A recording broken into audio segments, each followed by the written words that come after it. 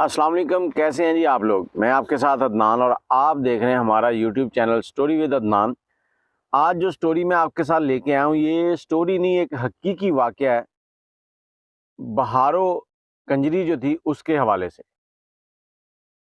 अब इसके अंदर बहारो कंजरी ने एक ऐसा शख्स भी इंडस्ट्री को दिया जो कि एक अनमोल चीज़ था। उसने बड़ी फ़िल्मों में काम किया, बड़े स्क्रिप्ट लिखे, बहुत सारी फ़िल्में, और पाकिस्तान की जो नामी-गिरामी टॉप की फ़िल्में हैं ना, जैसे इंडिया की कहते हैं कि वो मुग़ल-ए-आज़म है, वैसे ही पाकिस्तान की जो मुग़ल-ए-आज़म है वो थी मलंगी, वो भी इसी बंदे ने लिखी है। जबरू फ़िल्म भी इसी ने लिखी है।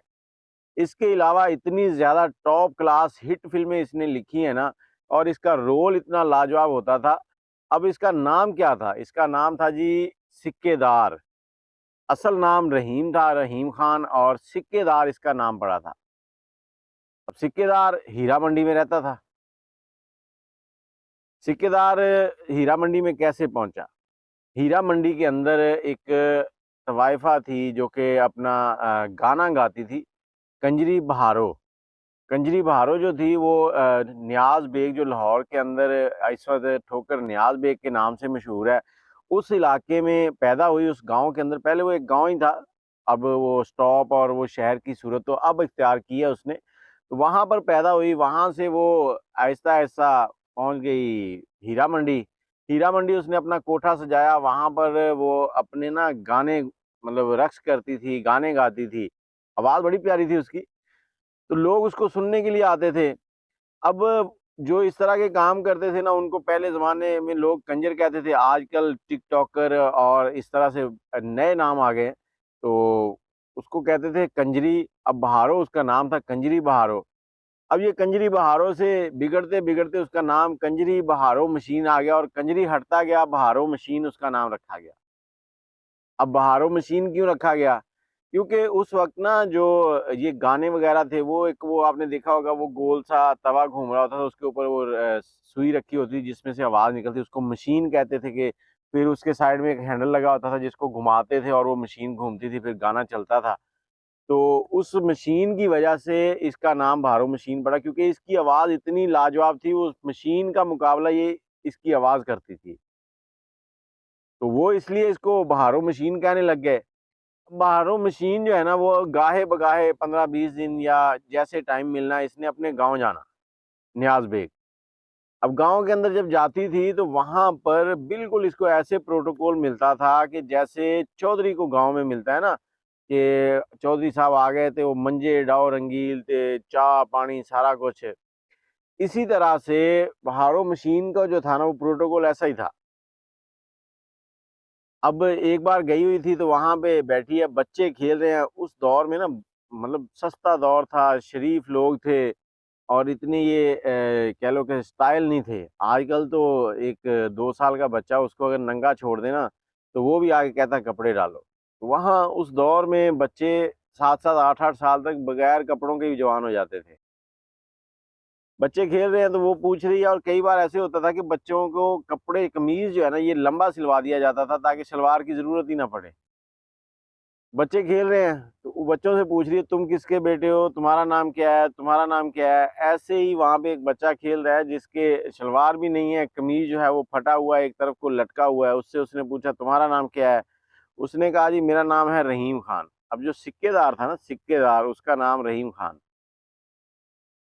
रहीम खान, उसने कहा, जी ठीक है, तुम खान कैसे हो गए? तुम्हारे तो बाप दादा फलां फलां फलां खान, तो वो पठानों को कहते हैं, तुम्हारा नाम रहीम खान कैसे हो गया? तो इस पास ही उसका चाचा भी था, उसने उनसे ज़रा सरगोशी में कहा कि ये बच्चा यतीम है तो कोई बात नहीं, उसका दिल ना तोड़ें। और उसी दिन उसके चाचे ने, ये रहीम खान जो था सिक्केदार, उसके चाचे ने उसकी दावत की बहारो मशीन की, और खाने के टाइम पे बैठे हैं, तो उसने उसके चाचे से कहा कि बच्चा यतीम है, अगर तुम लोग बुरा ना मनाओ तो मैं इसको लाहौर ले जाऊं अपने साथ। उसने कहा, जी मुझे तो कोई एतराज़ नहीं, लेकिन इसकी माँ से ज़रूर पूछना पड़ेगा, अगर इसकी माँ इजाज़त देगी तो ठीक है। उसकी माँ से पूछा, उसकी माँ ने कहा ठीक है आप ले जाएँ, लेकिन गाहे-बगाहे इसे हमसे मिलवाने ज़रूर लाया करें, ये ना हो कि ये वहीं का रह जाए, हमें पहचाने ही ना। तो वो चला गया वहाँ पर। अब वहाँ पर वो पला-बढ़ा, उसने सारी चीज़ें सीखी, कुछ तालीम भी हासिल की। तालीम के साथ-साथ अब वो मतलब बड़ा वहाँ पे जीनियस सा बच्चा बन गया। तो जवान हुआ, उसने ऐसी एक स्टोरी लिखी है, लिख के तो चला गया बम्बई। बम्बई से वापस आया तो वो फ़िल्म जो थी ना, वो मतलब लगी है, लगने के बाद हिट होने जा रही थी। मतलब बड़ी उसकी वो थी धूम के, बड़ी लाजवाब स्टोरी है। अब स्टोरी का नाम जो देना था ना, उन्होंने डायरेक्टर से पूछा, उन्होंने कहा जी डायरेक्टर को छोड़ें, राइटर से नाम पूछते हैं। अब ये बंदा जब अपना कोई भी काम करता था ना, इसका एक तखल्लुस सा था कि ये है जी सिक्का बंद कम हो गया। तो किसी ने इसका नाम वहाँ लिखवा दिया जी सिक्केदार, सिक्केदार से पूछ है इसका राइटर। ਤੁਹਾਡੀ ਇੱਛਾ ਮੁਨੀਮ ਜੀ ਦੁੱਲੇ ਖਾਨ ਨੂੰ 6 ਰੁਪਈਆ ਦੇ ਕੇ ਤੇ ਕਾਗਜ਼ ਤੇ ਅੰਗੂਠਾ ਲਵਾ ਲਓ। तो वहीं से इसका नाम सिक्केदार लग गया। अब सिक्केदार ने जितनी फ़िल्में लिखी, पहली फ़िल्म जबरू जो हिट हो गई, वहाँ से ये मशहूर हो गया। उसके बाद फिर इसने बहुत सारी और फ़िल्में भी लिखी, जैसे मलंगी जो है वो टॉप क्लास की फ़िल्मों में है। उसका मैं कहता हूँ अगर आप बैठ के देखें तो आपको समझ आएगी कि क्या चीज़ इसने लिख दी है। और उसके बाद इसने बहुत सारी फ़िल्मों में वो रोल भी किए हैं जो कि बहुत ही लाजवाब, बहुत ज़बरदस्त इसकी एक्टिंग थी। तो वो ये करता रहा है। तो इसको इसलिए सिक्का बंद से इसका नाम सिक्केदार रखा गया। अब उसके बाद कुछ अरसा गुज़रा तो जो बहारो मशीन थी वो फ़ौत हो गई। फ़ौत हुई है तो उसका जो जनाज़ा वग़ैरह था वो हो गया। काफ़ी टाइम गुज़र गया। एक तो जिस कब्रिस्तान में इसको दफ़नाया गया था, उस कब्रिस्तान में से काफ़ी अरसे के बाद रात का टाइम है तो एक बुज़ुर्ग गुज़र रहा है। उस बुज़ुर्ग ने देखा कि एक कब्र है, उसमें से ना वैसे खुशबुएँ आ रही हैं जैसे ये जो झक्कड़ नहीं होते, जैसे बाम रोला जिसको कहते हैं उर्दू में, या जो टोर्नेडो जो गोल-गोल घूमता है। वो कहता मुझे ऐसे फ़ील हो जैसे यहाँ से खुशबू निकल के ना ऊपर की तरफ जा रही है। मैं बड़ा हैरान हुआ, मैंने इर्द-गिर्द देखा, लेकिन वहाँ पे जितनी भी इर्द-गिर्द कब्रें थी सारी पुरानी थी और मुझे नज़दीक कोई भी नई कब्र नहीं नज़र आई। और वो कब्र जो थी वो भी काफ़ी पुरानी थी, उसके ऊपर ना तो कोई पानी गिरा हुआ, ना कोई अतर, ना कोई गुलाब के फूल की पत्तियाँ नज़र आईं कि चलो उनकी वजह से खुशबू बन रही है। तो उसने गोर्गन को बुलाया जो कब्रें निकालता है। अब उसको बुलाया तो उसने उससे पूछा कि यार ये जो कब्र है ये किसकी है और ये खुशबू क्या मामला है? उसने कहा यार मुझे ये तो नहीं पता ये कब्र किसकी है, बस काफ़ी पुरानी है, लेकिन हम लोगों को तो कहा जाता है कब्र निकाल दो, हम कब्र निकाल देते हैं। लेकिन मुझे इस कब्र के बारे में ये मालूम है कि इस कब्र का जो जनाज़ा था ना वो हीरा मंडी से आया था। अब उस बंदे ने ये ज़हन में रख लिया कि यार हीरा मंडी से आया था, मतलब एक और फ़िक्र शुरू हो गई। हीरा मंडी जो है ना, जो पहले हीरा मंडी थी वहाँ पर ये जो आजकल काम जो मशहूर हो रहा है ना, जिस वज़ह से वो मतलब बदनाम हो चुकी, ये काम नहीं था वहाँ पे। वहाँ पे रक़्स होता था, गाना चलता था साथ में, जिसको आज के दौर में मुजरा डांस ये कह लें, वो डांस होता था।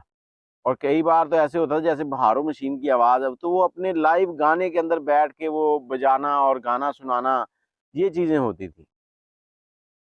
तो वो बंदा तजस्सुस में पड़ गया कि वहाँ से यार ये आई है बॉडी, वहाँ से जनाज़ा आया। उसने उसकी खोज निकालनी शुरू कर दी। खोज निकालते-निकालते पता चला कि ये नियाज़ बेग जो गाँव है ना, वहाँ की रहने वाली थी और वहाँ जाया भी करती थी। अब वो बंदा ढूँढते-ढूँढते नियाज़ बेग पहुँच गया। वहाँ जब इसके गाँव में पहुँचा तो उसने इलाके के लोगों से पूछा कि ये जो बहारो मशीन थी, वो कौन-सा ऐसा काम करती थी जिस वजह से उसकी कब्र में से मुझे खुशबुएँ सूँघने को मिली हैं। तो फिर इलाके के लोगों ने बताया यार वो बहारो मशीन कहने को तो हीरा मंडी में कोठा चलाती थी, लेकिन वो बहुत अच्छी औरत थी। वो वहाँ पे तो हमें नहीं मालूम क्या करती थी, क्या नहीं करती, लेकिन जितना कमाती थी ना, यहाँ लाकर गरीबों को दे जाती थी। किसी की बच्ची की शादी होने वाली है, उसके लिए जहेज़ उसने पूरा करना, किसी के बच्चे बीमार हैं, किसी के घर में तंगदस्ती चल रही है, कोई भी मामला है, तो वो उनकी मदद करके जाती थी। और अल्लाह ताला को उसका यही काम जो है वो बड़ा पसंद आया। इसी वजह से उसकी कब्र में से वो इस तरह से खुशबुएँ निकल रही थीं। बाकी अल्लाह के काम है, अल्लाह जाने, लेकिन ये एक कहानी नहीं है, ये एक रियल स्टोरी है, जो हमें मिली है और हम मैं आपके साथ शेयर कर रहा हूँ। तो मैं आपसे कहने का मकसद सिर्फ ये है कि आप लोग भी जहाँ कहीं भी किसी को भी देखें, ये जो लोगों के ऊपर रहम करना ना, ये एक अल्लाह ताला की सिफ़ात में से है।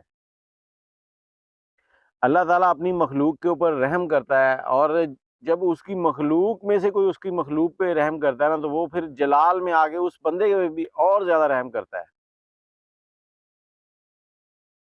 कोशिश करें लोगों के लिए रहमत का सबब बने, रहम का सबब बने, लोगों के लिए तकलीफ़ का बायस ना बने, तो सबके लिए आसानियाँ पैदा करें। अपनी राय जो है वो कमेंट में ज़रूर लिखिएगा। मुझे इजाज़त दें, दुआओं में याद रखिएगा। अल्लाह हाफ़िज़।